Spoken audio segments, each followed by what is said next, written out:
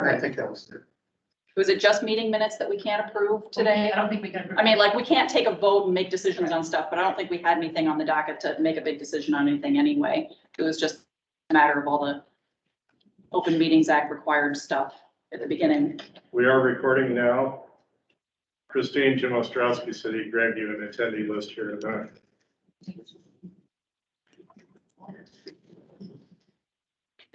Well, they said that that we couldn't take votes on things unless we had quorum, which is a majority of voting members of the council. So if we need to have 1, 2, 5, 6, 7, 8, 9, 10, 11, 12, 13, 14, 15, 16, 17 voting members, we need to have at least 8. No, 9. Outside minutes, today's agenda is mostly information. It is. It's just informational. I just wanted to be sure so that I'm not. I just asked, you know, I wasn't sure just because the statute actually says we have to reach consensus. It does. I It does. don't know what quorum means for in a consensus body. Yeah. Forum is forum. We have to break beyond that.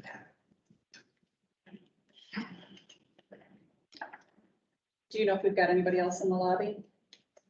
They haven't called about anybody. Want me to go up? Yeah, why don't you please? If you don't mind, real quick, and then we'll get started. Because I do want to be respectful of everybody's time this year. Thank you all for coming, everybody who made it today. It's good to see you in person. Didn't be seen in person.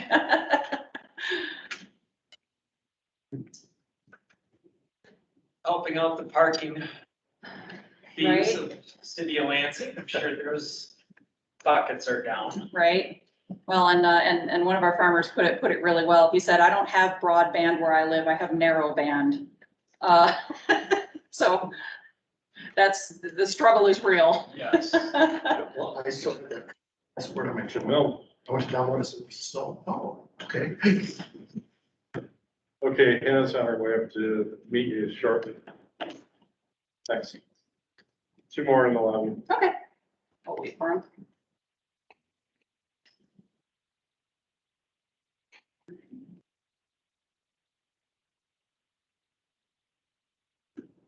So has this been a good summer for crops or not? Pretty good. We've had pressure on our fruit crops. So I think yields might be a little down. We had some late frosts and we had some weird, it was dry and then it got super hot and wet. And so we've had a little bit of quality damage and yield damage in our fruit crops, but the grain crops are looking really good. Wheat came off well, not much disease. So yeah, doing all right this year. From a personal point of view, in my garden, I have a 50% failure on my fruit. One tree got frosted and I lost all but about 8 apples on it. The other tree missed. I've got more apples than I've ever had on that tree. So, I only have 2 trees, so I can't really compare to the big orchards. I can tell you that I had a 50% crop failure this year. Congratulations on your award, by the way, Frank. Thank you. They said it was for 40 years of work, and I thought, that can't be. How can I have worked 40 years already on this, Well, you started when you were 10, right? Yeah, I guess so. Maybe 11.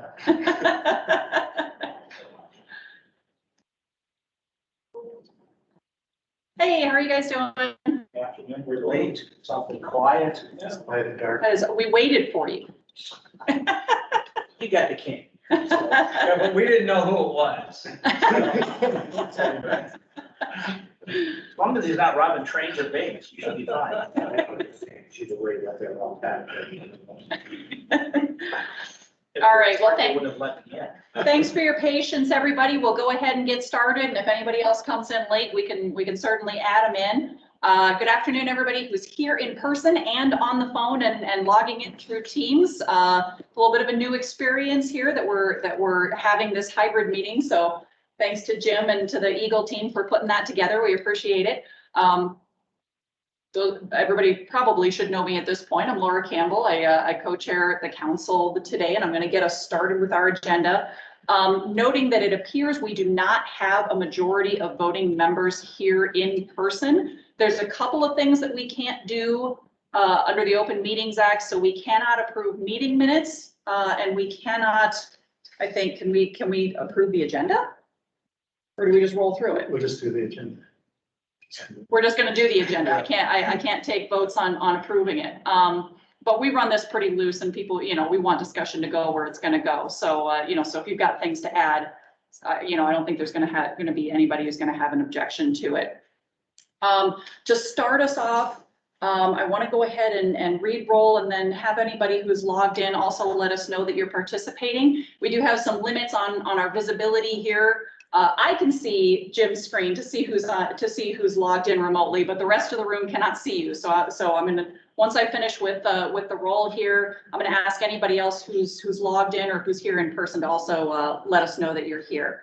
If you are logged in, can you please let us know where you're logging in from when we get to that? All right. Reading through the roll, Margaret Bettenhausen.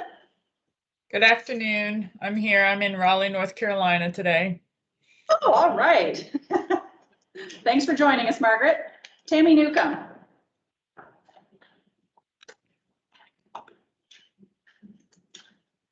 Charlie Scott.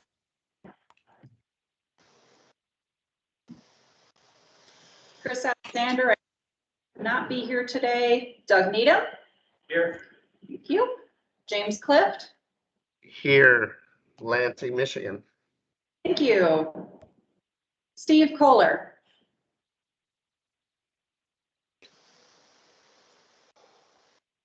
Tom Zimnicki.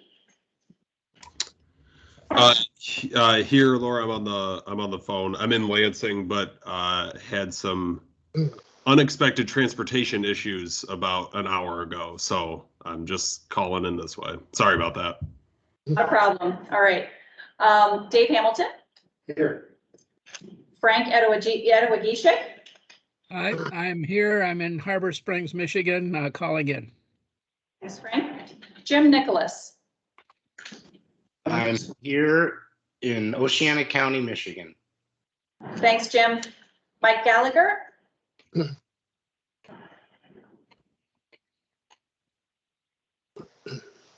That's Kevitz.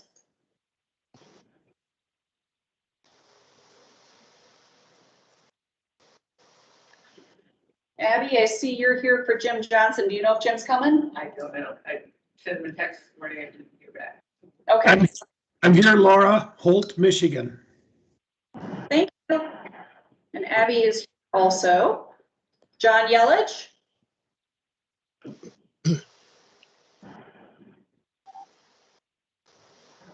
Okay, Brian Eggers was not going to be able to make it today.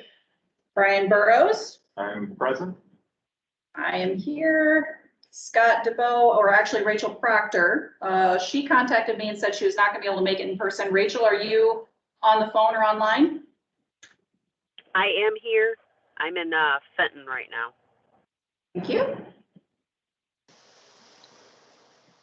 Buddy Sebastian. I am here. Thank you. Jason Walther.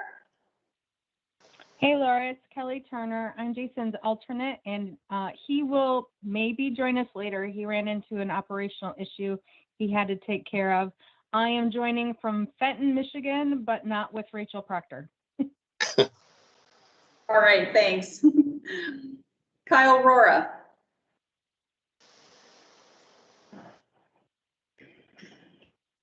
Okay, and Tom Frazier. Yeah, here joining from Bois Blanc Island, Michigan. All right. For everybody I haven't called, we'll do the room first, and then we'll go to folks on the phone or online. If you haven't had your name called, let's announce that you're here. Jamel Eagle. Okay. Christine Spitzley, OHM Advisors. All right. Ken Arnett, Eagle. Okay. Naomi Morgan, Eagle. Tina Pappas, Eagle. Okay. Ross Helmer, Eagle. All right. Mike Frederick at GWA. Okay. Jack Meddy, GWA. All right. Christopher. Teresa Seidel, Eagle. Thanks. Christopher Godfrey from Eagle. All right, thank you. Okay, let's go to folks online or on the phone. I don't know of a better way to do this. Do you just want to call out who you've got online and then see if there's anybody else that you haven't called? Okay, there's a phone friend, 48343.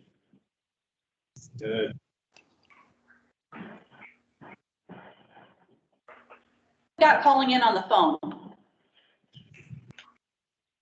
Aside from Kelly Turner.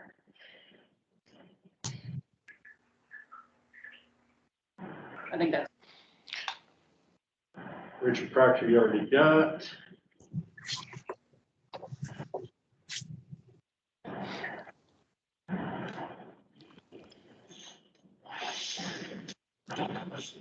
Did you say Steve is there? Yep. Steve, I wasn't able to hear you earlier. Can you let us know if you're able to get your sound on? I don't want to miss. Looks like he's muted. I think you're muted if you're trying to talk. He's got his hand raised. You're raising your hand, but we can't hear you. If you're talking to me, this is Steve Kohler. I just wanted to let you know that I am here. Good, good. Thank you. Where are you calling in from? Kalamazoo. Clyde Dugan. This is Clyde Dugan calling in from Meridian Township. I'm Pat Siskevich, alternate. Okay. Ben Terrell. Ben Terrell, Michigan Farm Bureau. I'm Laura Campbell's alternate. Dory Carpenter. Hi everyone, I'm Dory Carpenter. I'm with OHM Advisors, and I'm calling from Nashville, Tennessee.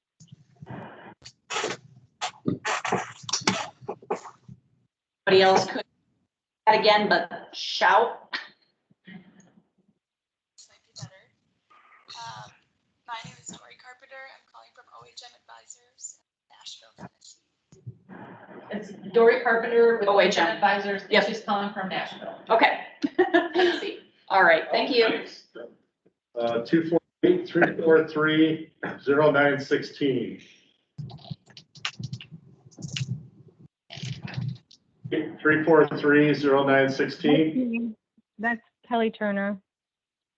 We got her. Jeremiah Asher.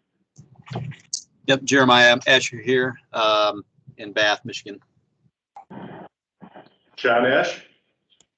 John Ash, Eagle, Laingsburg, Michigan. Joel Henry. Hi, Joel Henry, Golder, Haslett, Michigan. Jay Wesley. Hi, Jay Wesley, Department of Natural Resources. I'm from Yahoo, Kalamazoo. Okay, there's a Jim Guest. I don't know if that's me or somebody else. That's probably Jim Ostrowski. Clay Dupree. Here with Eagle, East Lansing, Michigan. Andy LeBaron. Hey there. Yep. Go. Dave Lush. Here from Lansing, Michigan. Mr. Speed. So that's. Is that everybody you got? Is there anybody we have not called who's on the phone or online?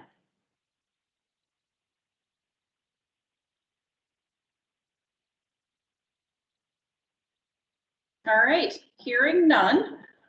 If you're following along on your agenda, you'll see that the next couple of items are approvals of the agenda and of minutes. We won't be able to do that today because we don't have a majority of folks here in the room. So we'll go straight on to number 5, public comment. You'll notice we do have 2 versions of public comment, both here and at the end of the meeting. So we try to reserve this public comment for things that are related to agenda items if possible. We can bring up public comment for any open topic at the end. So any public comments on agenda items?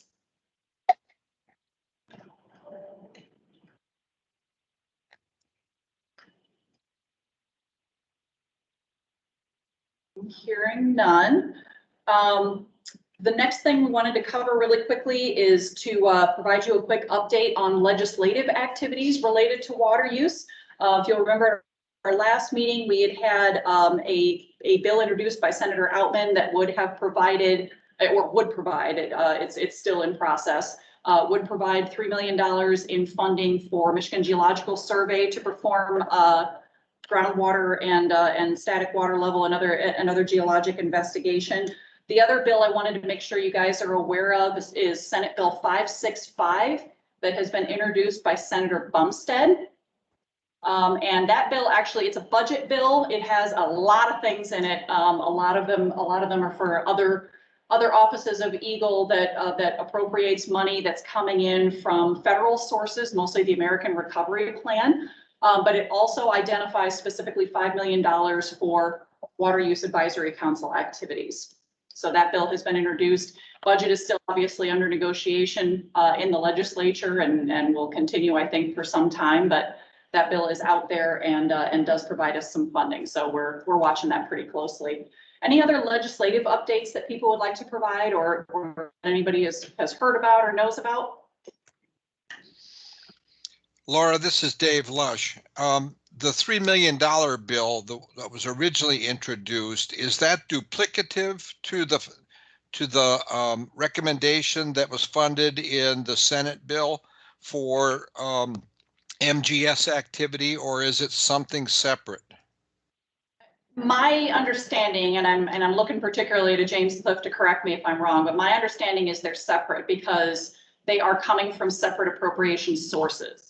So Senator Outman's bill specifically pulls in state appropriations for Michigan Geological Survey. Senator Bumstead's bill specifically pulls in federal money. But I think Dave's question is whether the $3 million is also included in the 5. Oh, not to my knowledge. No, I think they are separate. Wasn't there total around 5, including the 3? No, it wasn't. So yeah. So I think they're separate. So I mean, if both of them passed, then that would mean $8 million altogether, which gets us pretty close to our original recommendation. Because remember, we had pretty close to $5 million per year for 2 years for our 2-year recommendation. So if we got both bills passed, that would be $8 million. That'd be pretty close. Anything else for legislative updates?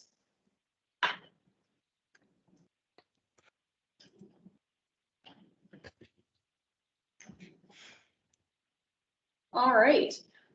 Next item on the agenda I wanted to make sure and bring to your attention is the irrigation GAMPs. So the Michigan Right to Farm Act has within it several generally accepted agriculture and management practices. These are the recommendations that are out there for farmers to follow in order to minimize the chance that they will have nuisance complaints or environmental risks. One of those categories and one of the specific practices that is part of that law is a generally accepted agriculture and management practice for irrigation.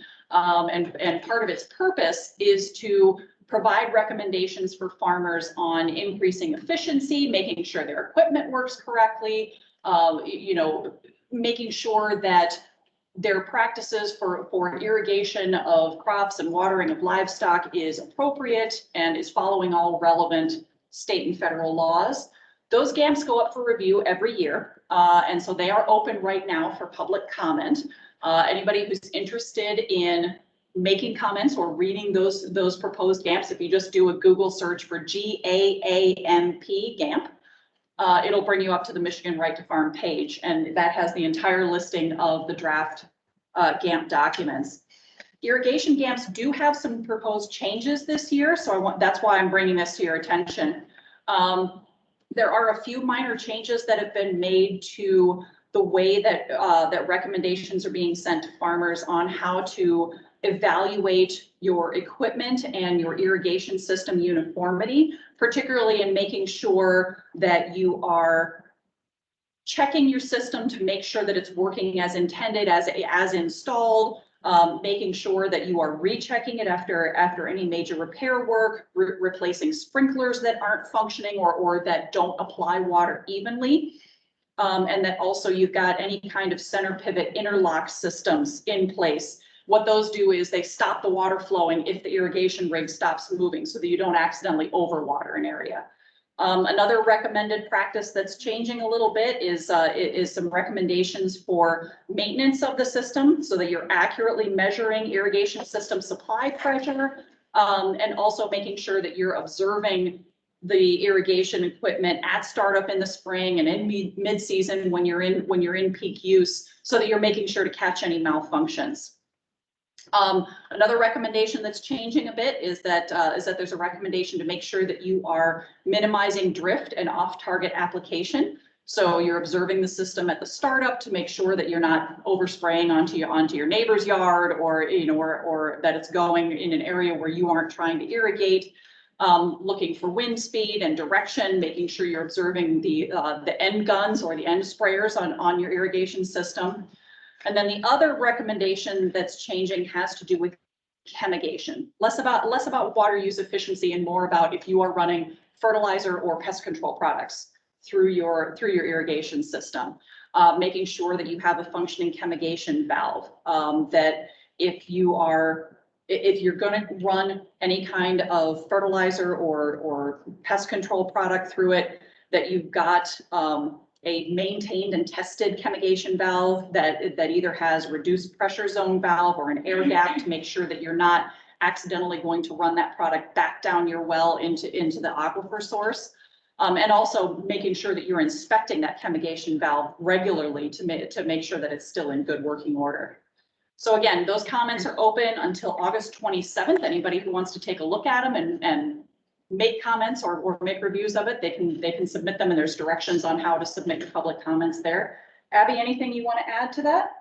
No, you pretty much captured it. Okay. Questions? Yeah. Yeah. So Laura, how common is the chemigation using chemicals, fertilizer, or pesticides? More common in greenhouse applications than in field applications, but it's done. More often is fertilizer than pest control. Because the pest control, I mean, it's expensive. You want to make sure you're applying it at a very precise rate. So I see fewer field applications of pest control than I do fertilizer. Good question. I don't have a statewide figure for you though. A lot of farmers will use it on soybeans, the fungicide. Yep, that's a good point.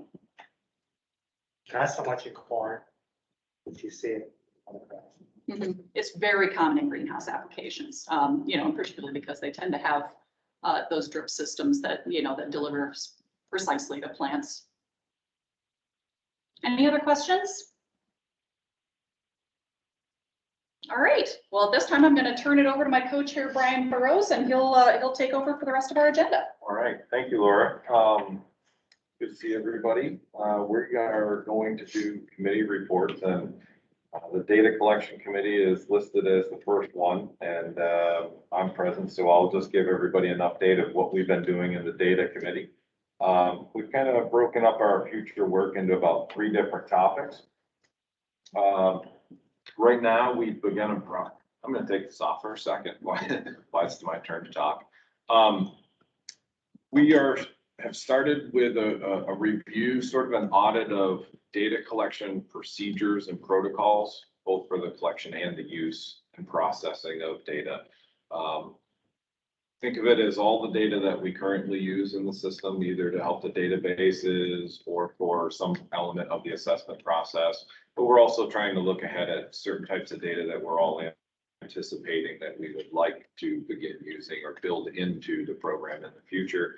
And really this effort's just to try to make sure that for anything that we're using, we have good agreement and a write-up that people can follow of how much data, what techniques, what quality, sort of just kind of a data audit. And the goal would be, I think we have a lot of that in place, but there's a few things that need some work. And then of course, for the future types of data that we're looking at, we have a lot of work there to do. So we've kind of kicked that off at the last meeting and have asked committee members to go through that and try to add to a spreadsheet. We'll keep picking away at that, moving that forward over the coming months. Next month, we're gonna pick back up on a topic that we spent a little bit of time on before, which is the concept of adverse resource impacts on inland lakes. And our goal for the next meeting is to spend some time reviewing and trying to learn from some recent efforts that Wisconsin has done to analyze their situation with water withdrawals and inland lakes. They released, I think, some conclusions of quite a bit of work about maybe three months ago, 2 months ago. Yeah. And so we want to kind of take a thorough look at that. And then sort of the third bucket that we put for maybe September, October to start in on is preparing ourselves to implement the past recommendations that we all made. You know, we're not sure, of course, no crystal balls with the budget process, when it would be done and what the outcomes will be. But if our recommendations do successfully get funding and investment from the state legislature, our committee will have a lot of work to do to plan that out and oversee it. So, but we've also realized that the budget process puts that one up probably a little bit later. So we're sort of starting 3 different lines, and once each is kind of kicked into motion, we're going to keep pursuing that each month as we go along. Pretty good general flavor of what the committee's doing. Again, if anybody is interested to participate, just let Thompson, Nikki, or myself know. Everybody's invited. Glad to have you. We do not have a standing routine meeting date, like the second Tuesday of every month or anything. We're trying to do some doodle polls and get several done out in advance. So there's nothing routine, but if you're interested, it's really important that you do let us know so we can get you on that list. That's it. Any questions on data committee? Okay, not hearing any. We will move to the implementation committee, and will that be Laura or Doug? Well, I said something to Jim, I don't know if he's able to pull that off, but Laura, if you want, I can kick it off, or if you fill in the blanks. But we have spent a considerable amount of time going through the past 2014 recommendations as well as the current 2020 recommendations. And what we've done is kind of put them into different buckets where we say, hey, these are ones that, you know, it appears are still in progress, which ones are tied to which category. These are ones that we do believe are complete. And these are ones that we think different committees need to still kind of look at and say, hey, where are we really at with that? So we've sent those ones, we've gone through and said which ones are in progress. There was one of them that we thought was in progress, but then with further follow-up information, it was requested that we close that recommendation. So I don't really want to bring that up right now, I guess, since we don't have a quorum. But it was one of the past recommendations that Eagle, as well as the experts, are saying, hey, let's not pursue that one. But maybe we can hold that off to the next meeting. But all the rest of these databases have kind of little comments as far as where we at within the various status of those. So the good part is there are a number of items that have been complete. So the 2014 recommendations kind of that we looked at, we've done a good job on moving the needle and moving those to completion. But we just need to kind of clean up those low-hanging ones to determine if they're going to be in our next report or not. The 2020, there's a couple of them that are in progress. Say without seeing this, I don't want to really read it all, but the Office of Great Lakes has sponsored a Dow Fellows team of graduate students that's conducting an assessment and preparing a white paper for the advance of Michigan's water conservation and efficiency efforts. So one of those is moving forward. As was mentioned, we have that Senate Bill 4088 from Representative Outman that kind of addresses the geological survey. And there are a few activities that were recommended that did not need additional state funding, and all of those are in some status of progress that we're monitoring and continuing. So it's one of those, I'm not quite sure how to report fully on that because there's a lot of work. And it's really just maybe these spreadsheets that we can send out to keep an eye on. But we are monitoring. And I think we're having just a little bit of technical trouble showing the spreadsheet on the slide. So what we'll do is we'll make sure and send out a copy of that along with the meeting minutes and other documentation from today, so that everybody can take a look at the work that the group is doing. Just so that everybody is aware of it for when we bring it into the discussion for next time. The recommendations that we had looked at and had some discussion on and decided should not be pursued, just so you guys can think about this and be ready to talk about it later. It was the requiring the WellLogic number on water withdrawal assessment tool, to combine the WellLogic and water withdrawal assessment tool numbers to automate the process of checking constructed as built compared to registration, and also to make sure that there is a well registration and a water withdrawal assessment tool registration associated with each other. And the reason why that group decided that this should not be continued as a recommendation is basically just that it's asking offices and agencies and even local health departments to take on authorities and regulatory roles that they don't have the authority to do. They're not the water use they're not the water use program office, and therefore they don't feel like it's appropriate for them to be enforcing that stuff. The other thing that we heard is that now that we have more staff in the water use office, who's Jim's going to be introducing some of those folks later.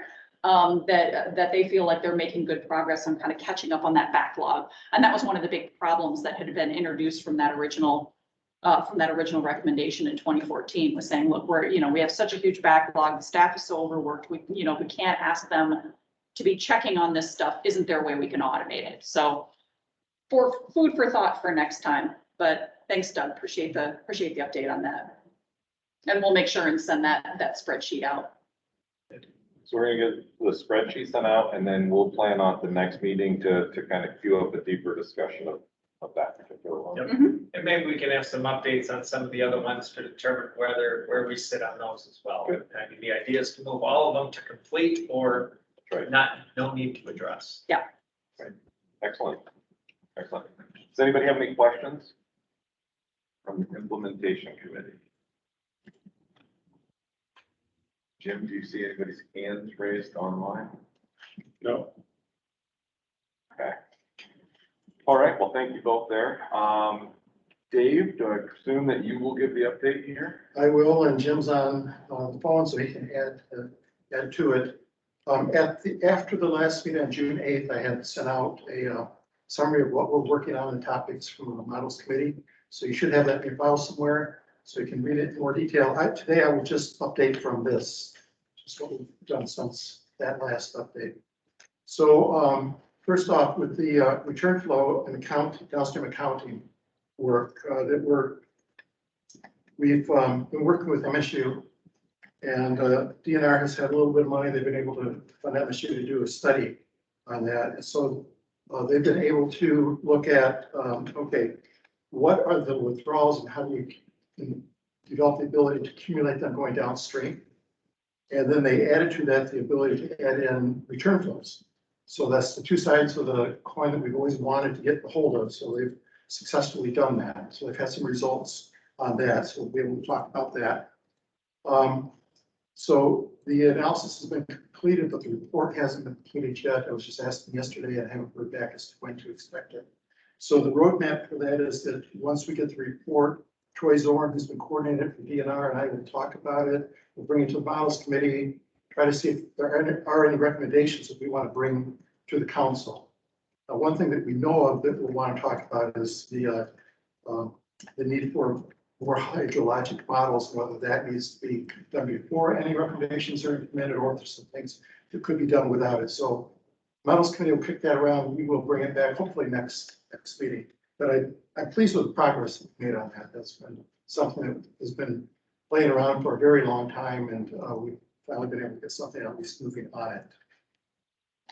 The next one is,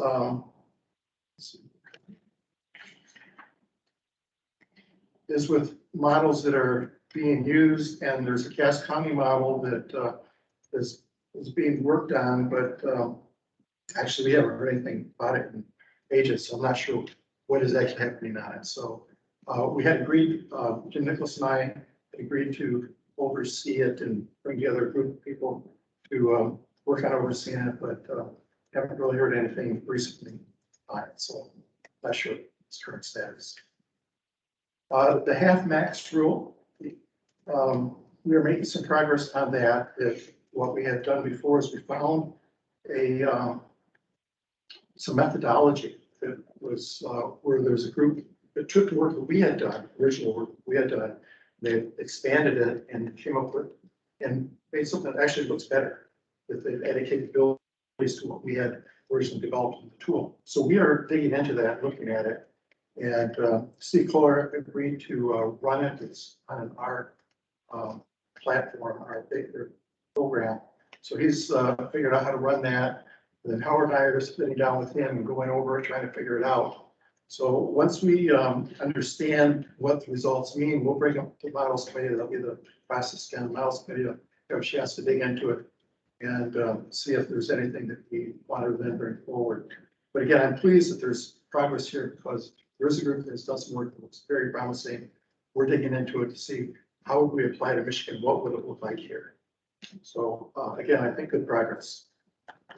The next one is on the index flows. We wanted to look at, see whether or not to make a recommendation to extend gauge records or to extend the statistical record.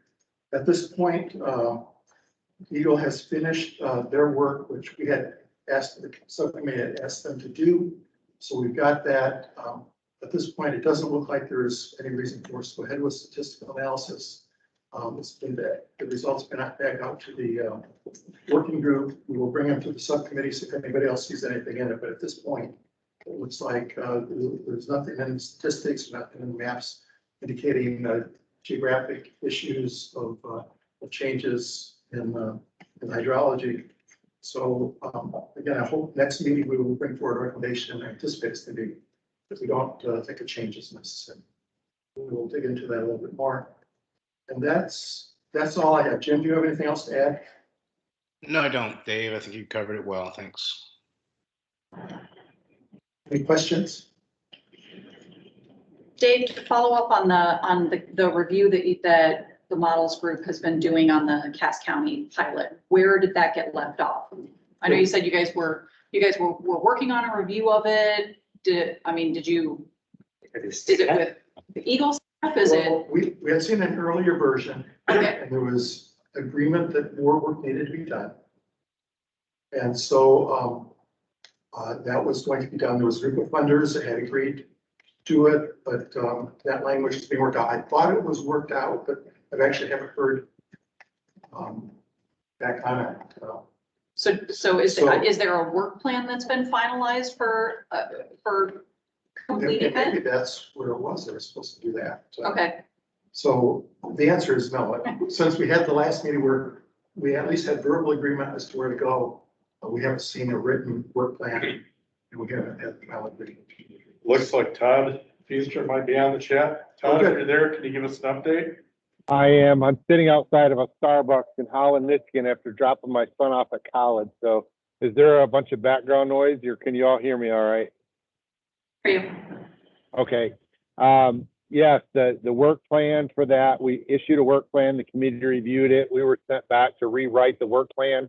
I have not gotten to that yet. It's probably about halfway done.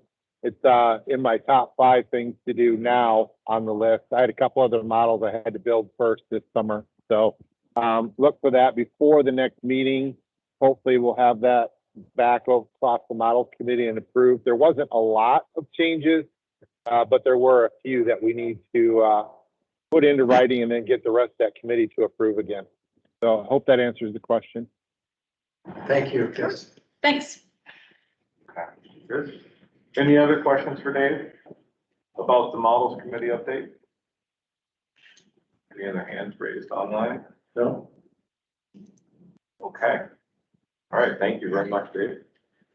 The next update would be from the New Topics Committee, and it is my understanding that Pat's not with us today, but had generally reported that the New Topics Committee really didn't have anything to report at this meeting. So Mr. Duggan, as Pat's alternate, does that sound consistent, or do you have anything that you wanted to add?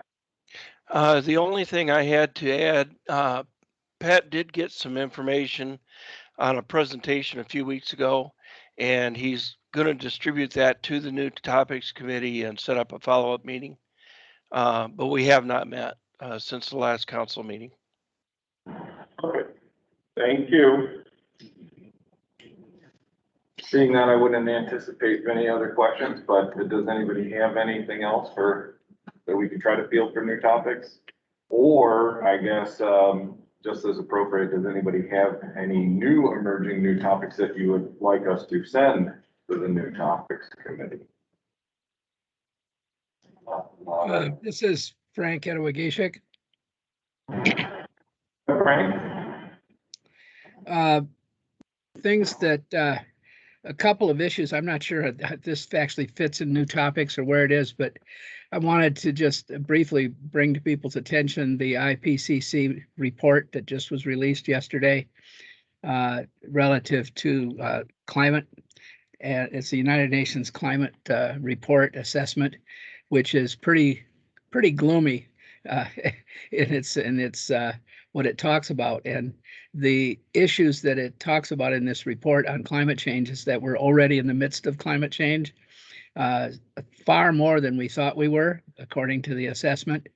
And while there is hope that we can achieve, keep under 1.5 degrees Celsius rise over pre-industrial times, we're in great jeopardy.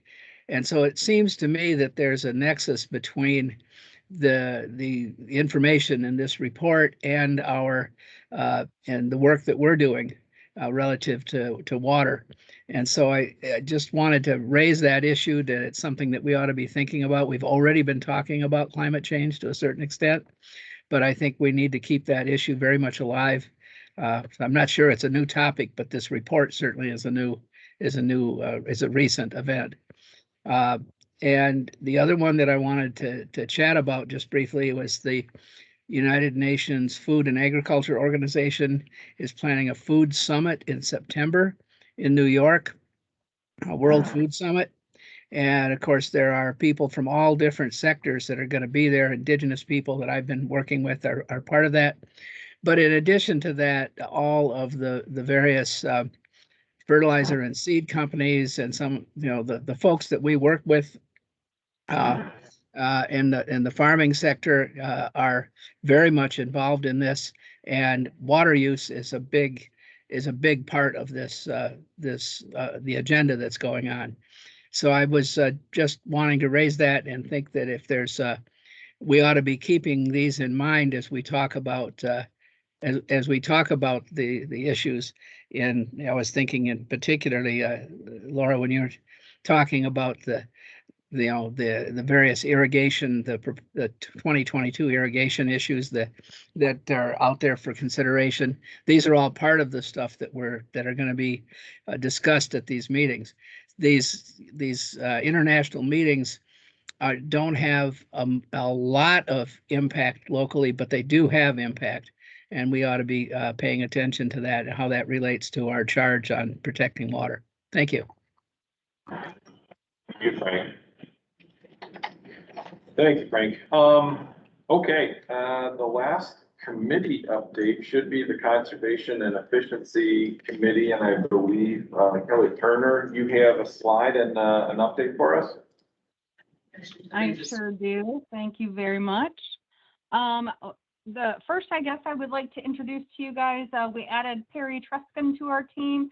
So he is an intern for Emily, and part of Perry's duties include helping us with the administrative duties of our committee, which can be fairly overwhelming at times. So between Emily and I and Perry, we're able to continue on with our speaker series. We are holding monthly meetings every Tuesday of the month. They're hour and a half meeting are hour and a half long. I think Perry is on here. Yes, hi, I am. I just being an Perry- intern, I never know whether I'm supposed to introduce myself. Hi, I'm Perry Truscon. Emily Finnell is my supervisor in the Office of the Great Lakes in Eagle. Thanks, Perry. Well, thanks for your help and welcome aboard. So we did continue our speaker series in July. We had Missy Stultz, who is the Sustainability and Innovations Manager for the City of Ann Arbor, kind of talk about the Ann Arbor philosophy on water programs and really the intersection of conservation and sustainability. So that was a pretty interesting one. We do have these recorded on video if anyone is interested in the links to see them. We put them out on YouTube, so anyone with the link can go through and take a peek at these. In August, we had Joe Wallace from the American Water Works Association. He's an engineering assistant, and he presented on water audits and the approaches and the real world challenges and the communications that they're currently facing. We also in August had Ruth Schaefer from the USDA Natural Resource Conservation Service come in and review the conservation programs for agricultural growers. So this is part of moving the agricultural recommendation that we had provided to the legislators at the end of last year, kind of moving that recommendation forward. So Ruth and some others from USDA have indicated that they are very interested in collaborating on that ag recommendation, and they believe that there are some programs that are underutilized in Michigan that they would like to partner with to kind of move those forward. So where we're at with that is Emily and myself are working with a committee, kind of a subgroup that we had put together to coordinate a meeting with the USDA and try to figure out next steps and how best to collaborate to move or advance that recommendation. That will happen before our September meeting. The Dow Fellows project that was mentioned earlier is moving forward. They have actually made it to phase 2. So the interviews for Goal 1 and the literature review for Goal 1 are almost complete. And the Fellows group is working to encourage local water conservation use, and they are currently in the process of developing a water use toolbook is like an advisory tool that they'll present as well. We are looking forward and hoping to be able to discuss Jeremiah Asher's presentation on the water credit program, the voluntary programs that are out there that Koch has instituted and a few others. I hate saying the Koch program because that leads to speculation and eyebrow raising, but that's what I have lovingly come to call it. He has recorded a 20 to 30 minute presentation, but he is looking to reduce the video size for sharing. I was wondering what the group thought though about putting it out on YouTube so that only people with a link to it could get to it, so it wasn't like a free-for-all, but really would make it easier for sharing and for people to see it in its entirety without having to cut details out of it, because I think especially for something like this, the devil is in the detail, and that's where most of our discussion I think would come from. So just kind of throwing that out there. Julie Stavelin from Eagle is still continuing to talk to our group about Catalyst Communities. The Office of Climate and Energy is working on a project right now with Brandy Brown in this area. They're really looking at a one-stop shop to provide all the information and resources that a community has control over, and to connect existing tools and resources to how communities could take action to improve resiliency and work toward carbon neutrality, leading, of course, to sustainability. So those are all the things we're working on and moving forward. And we have links to all of the videos for our presentations that have taken place, if anyone is interested. Anybody have questions? Kelly, I think it's I'll just say, I think it's a good idea to share those links. If your committee and, you know, Jeremiah, for his are willing and you feel comfortable sharing the links, I would encourage that. I think, the rest of us would love to be able to see those. All right.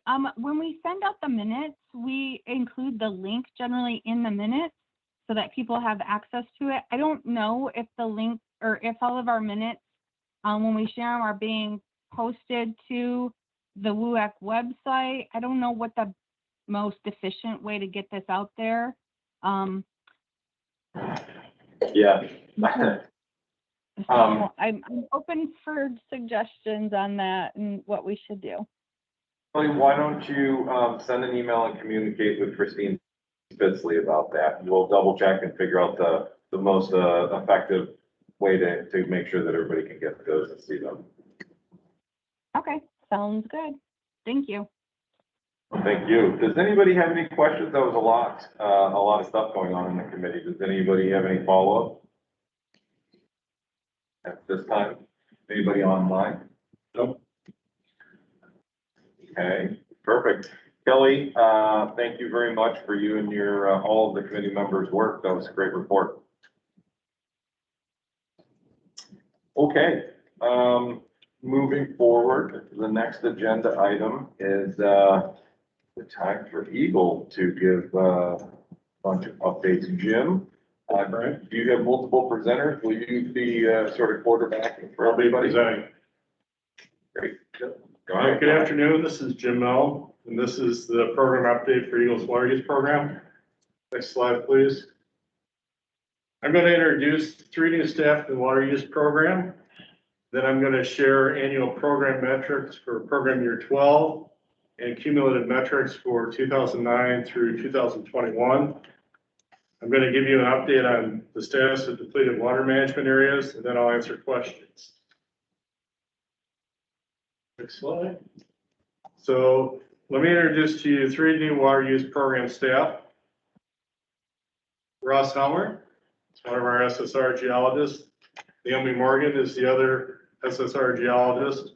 And Lena Pappas in the middle there is our new geologist 12. It's going to be an additional groundwater modeler. Next slide.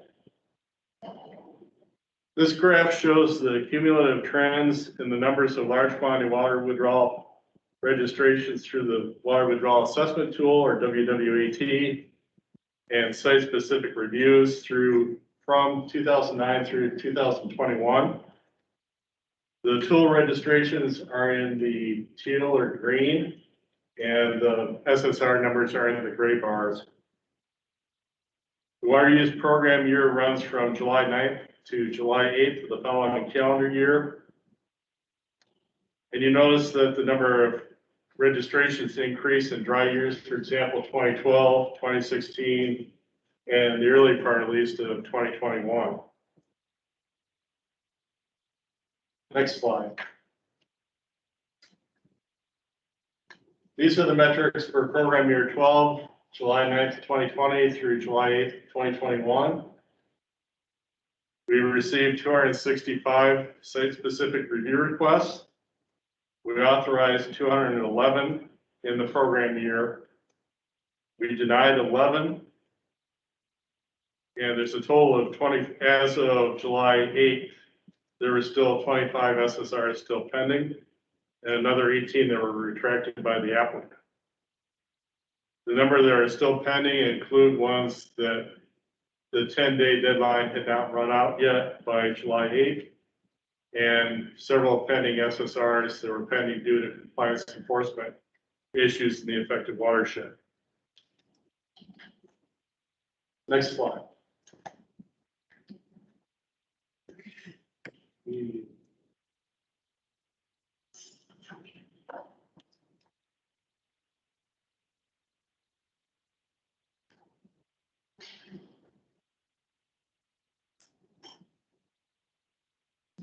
You can see that a little bit better now. The top graph is the timeliness trend for the average number of business days to complete an SSR from 2009 through 2021. The statutory deadline is 10 business days. And the bottom graph shows the timeliness trend for the percent of site-specific reviews completed within the 10 business days. And the years that are marked with an asterisk are years where the program experienced program staffing change and or turnover.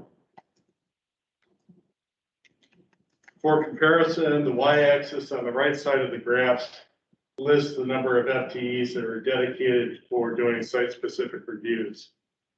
So it's not the same as the total number of FTEs in the unit. So those are FTEs that are actually dedicated to working on SSRs.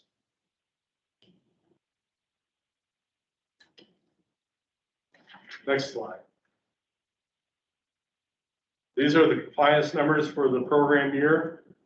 We sent out a total of 702 compliance communications. Those include after the fact registrations where we were able to authorize a withdrawal after the fact if there's enough stream flow available. Requests for missing pump information when well log doesn't list the pump capacity. Revised registrations when the withdrawal was installed and or operated differently than what was authorized by either the tool or the SSR. And then another category are requests for verification that the withdrawal was actually installed. We also sent out 31 violation notices and fielded 10 complaints. And those complaints can include water level drops and new irrigation systems which may or may not be authorized. If multiple complaints were made for the same operation, we only counted it once. Next slide.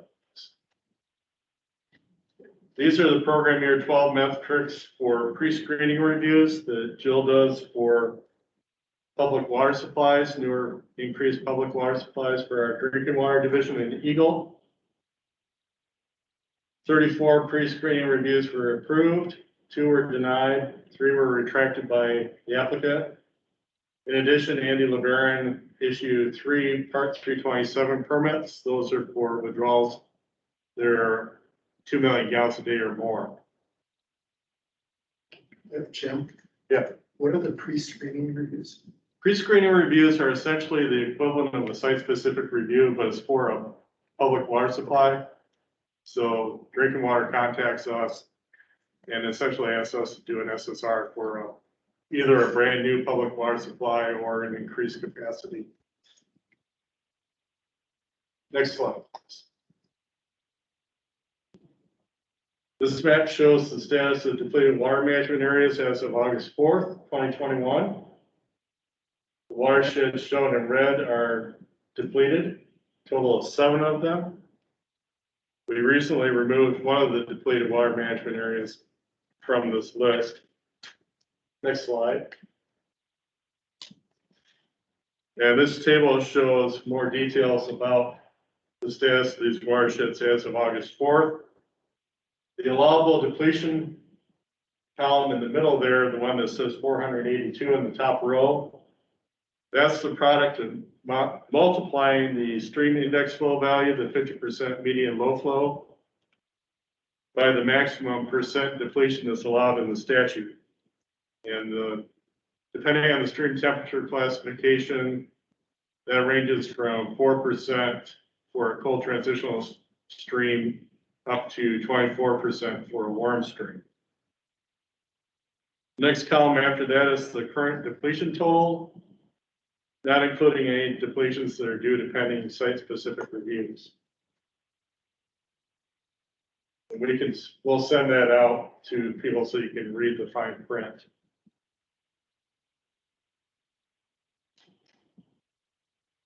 With that, are there any questions? What are you doing with those? With the depleted water management areas? Yes. For some of them, we are going out and taking stream flow measurements every month to just kind of get a little better idea of what's going on, especially in some of them, the watersheds that had the bedrock auto passes that was turned off back in 2013, just to see if that negative 357 is actually a real negative 357. we're just kind of going out, checking it out a little bit, see what we can find. Some of the other ones are just, trying to think, I know that that covers two of them. One of them's in the negative due to violation notices. Withdrawals were installed without us authorizing them, so working through the process on those ones as well. Can't remember what the other ones are. Well, for example, Dickinson Creek in the middle there in Calhoun County. Yep. Go forward to the table, please. Yeah, the middle row there, Dickinson Creek, we had USGS install a stream gauge just upstream of the mouth of the water management area to monitor the stream flow. Other watersheds were actively, Osborne Drain, we also have a USGS staff gauge installed. That's one that had been getting sampled as part of the Cass County pilot study. And we followed that up with putting in a USGS stream gauge. We're also going out and collecting miscellaneous flow measurements. Prairie River, that one we sent out several violation notices on. We've sent out violation notices on the Osborne Drain as well.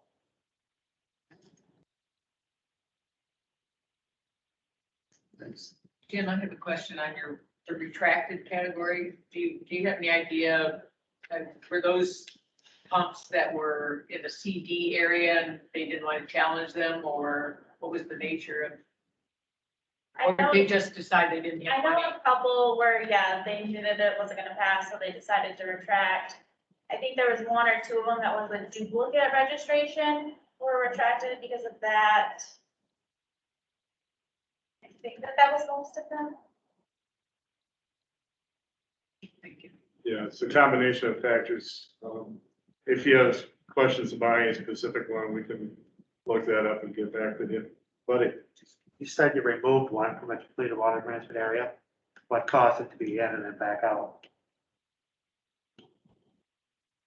Annie, you want to field that one? Yeah, so it was one of them where it was in the negative due to, I believe, like a wonky accounting error. So when we ran all of the depletions for all of the withdrawals in the watershed, it bounced it back into the positive.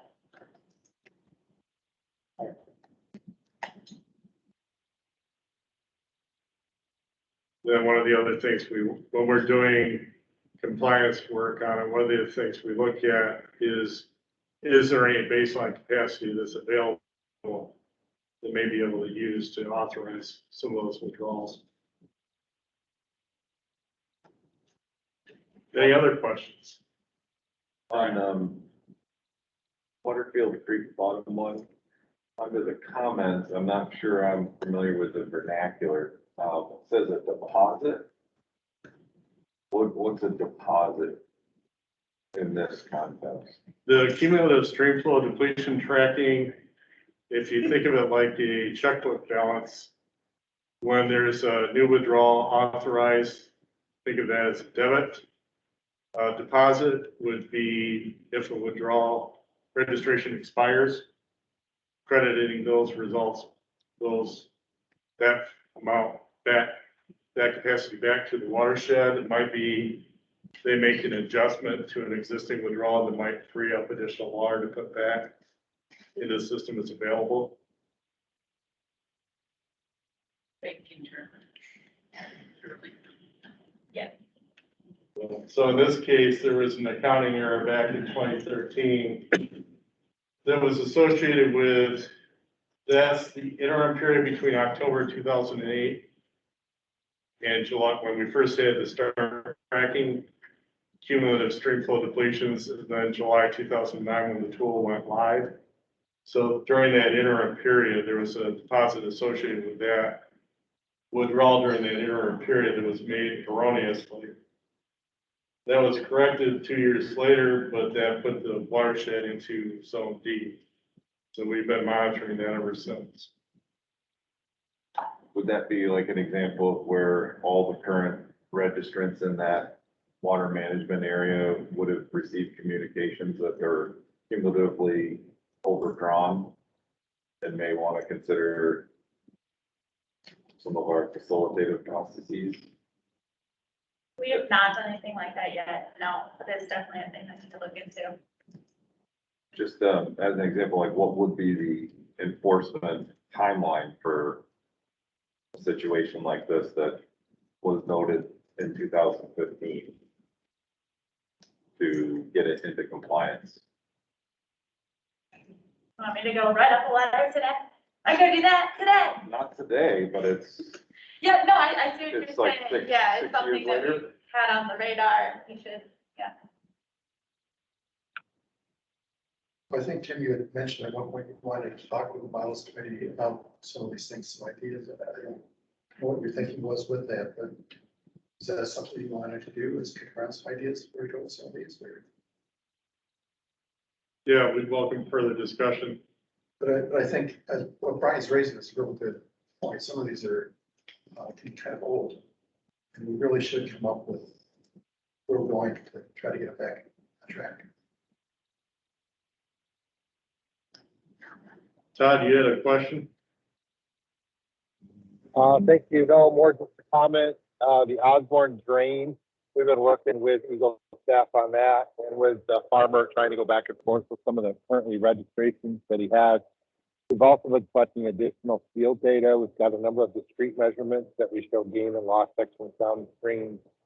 A lot of stream bed connectivity testing, a couple additional aquifer performance tests in the area, and we're currently building a 3D flow model for the drain itself. So that's from the Osborne drain. Dickinson Creek we've been working on for a little over a year. We've also been communicating with the Eagle staff on that one as well. A couple versions of a work plan.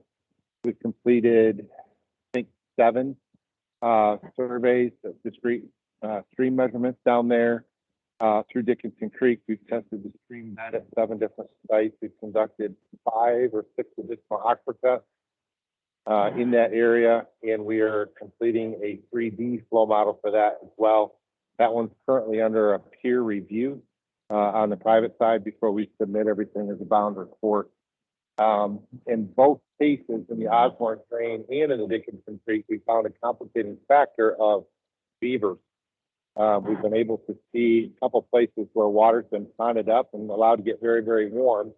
And then people that were hunting the property asked to have the dams removed, beaver dams. Also won't see a herd through there. And then the beavers going back and rebuild their dams. So there's things going on in the watersheds that we're taking a look at. Both of these are very, very small streams, also with some pretty good irrigation around them. So those aren't standstill projects. Those we are currently doing both field collection with installed monitoring wells and stream work, and in the process of building numerical flow models for both of those as well. So that's just more of an update to show that there is still definitely progress being made on both of those projects. I like the idea of doing the models. I do not understand the comments on beavers, what that has to do with. Because the stream gauges in both of those, the beaver dam will also bring the results. Okay. Thank you. That at least helps explain. Yeah.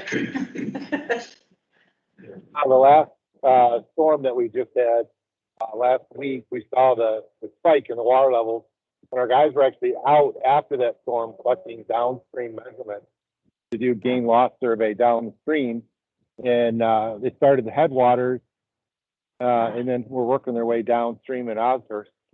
the tailwaters, we're working their way upstream, and found a huge discrepancy where there shouldn't have been one, and was pretty clearly pinpointed to a beaver. But if you look at the stream gauge, it exactly mimicked a big rainfall event. So it's just an interesting thing to keep in mind. Just as we move forward, it was a surprise to the guys. They really didn't like the smell of the water when that surge came through either.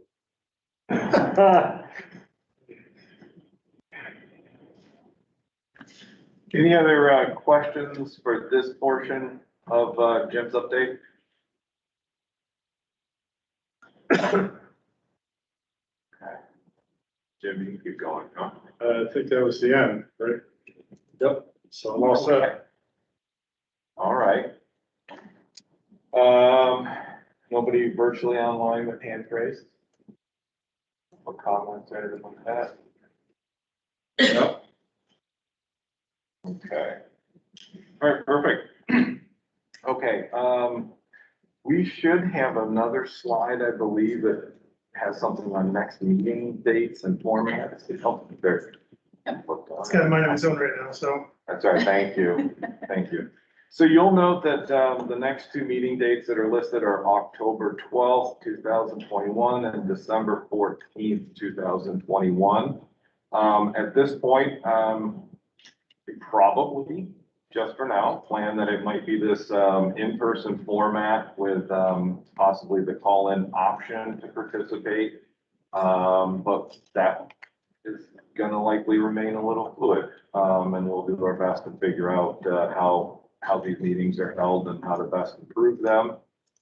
James Clift, if you're still on the call, are there any very current updates that you would want to share with people about meeting formats or your projections? Or did I give the appropriate vague response? You did give the appropriately vague response, and we'll keep you informed as we learn more. Okay. Good, okay. Questions, comments, desires, ways to improve future meetings, if you have them now, speak up. If not, if you think about something after this meeting, again, please share it with anybody that you have an email for, Laura, Brian Eggers, myself, certainly. If it's something that we did horribly and that you'd like to still send in, you can send it to Christine. She'll make it anonymous and pass it towards us. Passes them on. Always looking to. As she should do. As always, I'm always sort of wowed at the attendance level and the participation that we get at the meetings, and but that creates just a little challenge right now, in person and virtual. So thank you, everybody. And with that, let's shift over to almost the last section, which would be another opportunity for either non-member public participants to just do open comments about things that are not on the agenda, or if committee members have something that they would like to throw out open comments wise. We like to keep them to about 3 minutes if possible, but we're doing pretty well on our meeting time. So let's see. Jim, you help me virtually and I'll look around the room. Does anybody desire to make any open comments?